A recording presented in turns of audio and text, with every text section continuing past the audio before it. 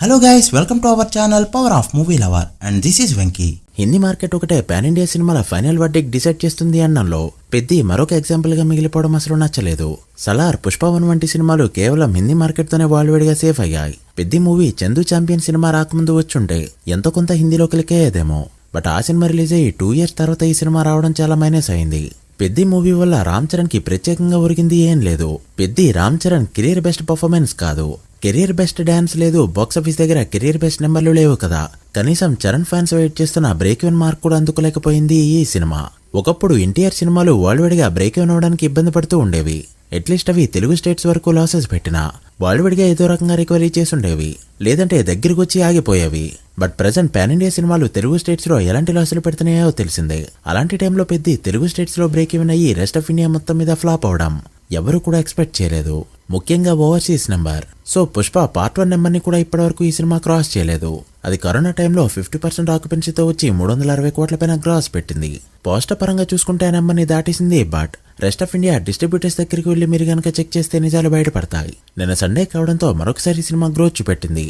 And ఆఖరి big day నిన్నే అని చెప్పొచ్చు. ఈ రోజు నుంచి ఒక్కరోజైనా వరల్డ్ గా 1 కోటి షేర్ మార్క్ ని అందుకుంది అంటే సినిమాకి ఇంకా రన్ ఉందని అర్థం. సో లేట్ చేయకుండా పెద్ద 18 days లో ఎంత కలెక్ట్ చేసిందో బాక్సాఫీస్ వర్డిక్ట్ ఏంటో ఈ వీడియోలో మాట్లాడుకుందాం. అంతకంటే ముందు ఒక చిన్న రిక్వెస్ట్, మన ఛానల్ ని కొత్తగా ఎవరైనా విజిట్ చేస్తుంటే ఒకసారి ఛానల్లోని కంటెంట్ చూసి నచ్చితే సబ్స్క్రైబ్ చేసుకుని మాకు సపోర్ట్ చేయండి. అండ్ వీడియోని లైక్ చేసి మన స్టాపేజ్ ని ఫాలో అవడం మాత్రం మర్చిపోవద్దు. ముందుగా తెలుగు స్టేట్స్ విషయానికి వస్తే నిన్న 1.5 కోట్ల వరకు షేర్ కలెక్ట్ చేసింది.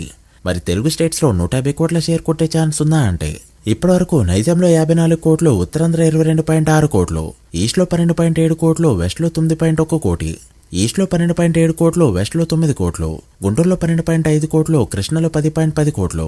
ఇలా ఈ 6 టెరిటరీస్ లో ప్రాఫిట్స్ తీసుకొచ్చిన ఈ సినిమా సీడలో 20.8 కోట్లు కలెక్ట్ చేస్తూ బ్రేక్ ఈవెన్ కు 3.2 కోట్ల దూరంలో ఆగిపోయింది. ఇక నెల్లూరులో 5.78 కోట్లు కలెక్ట్ చేస్తూ 52 లక్షల దూరంలో ఉండగా తెలుగు స్టేట్స్ లో షేర్ 147.7 కోట్లకి చేరుకుంది. గ్రాస్ 226 కోట్ల రేంజ్ లో ఉంది. సో సినిమా 150 కోట్లు తెలుగు స్టేట్స్ లో టచ్ చేయాలి అంటే మరో 2.3 కోట్ల షేర్ అయితే అవసరం. సో ఛాన్సెస్ అయితే ఇంకా కనిపిస్తున్నాయి. అలా ప్రస్తుతానికి 12.2 కోట్ల ప్రాఫిట్ తో తెలుగు స్టేట్స్ లో మంచి హిట్ అనిపించుకుంది పెద్ద ఫిలిం. ఇక కర్ణాటకలో 15.2 కోట్లు కలెక్ట్ చేస్తూ బ్రేక్ ఈవెన్ కి 1.8 కోట్ల దూరంలో ఆగిపోగా తమిళనాడు, కేరళలో 2.3 కోట్ల share, north and west of India 12 కోట్ల షేర్, ఓవర్సీస్ లో 23.5 కోట్ల షేర్ కలెక్ట్ చేసిన ఈ సినిమా 18 days కి గాను టోటల్ వాల్వేడిగా కలెక్ట్ చేసిన ఆ షేర్ 200 కోట్ల 50 లక్షల వరకు ఉండగా వాల్వేడి గ్రాస్ 341 కోట్ల రేంజ్ లో ఉంది. Movie world break even target 220 కోట్లు కావడంతో మరో 19.5 కోట్ల షేర్ ని కలెక్ట్ చేస్తే సినిమాని హిట్ గా చెప్పొచ్చు. ఈ రోజు వరల్డ్ గా 1 కోటి షేర్ ని కలెక్ట్ చేస్తే సినిమాకి ఇంకా రన్ ఉందని అర్థం, లేదంటే 15 కోట్ల పైన లాసెస్ తో యావరేజ్ గానే ఎండ్ కాబోతుంది ఈ సినిమా. అలా 18 days లో ఏమైనా బెంచ్ మార్క్ అందుకుందంటే 200 కోట్ల షేర్ మార్క్ ని అందుకోవడం. చూడాలి ఫుల్ రన్ లో ఎక్కడి వరకు వెళ్తుందో. మీరెంత ఎక్స్పెక్ట్ చేస్తున్నారో కామెంట్ చేయండి. So guys, that video.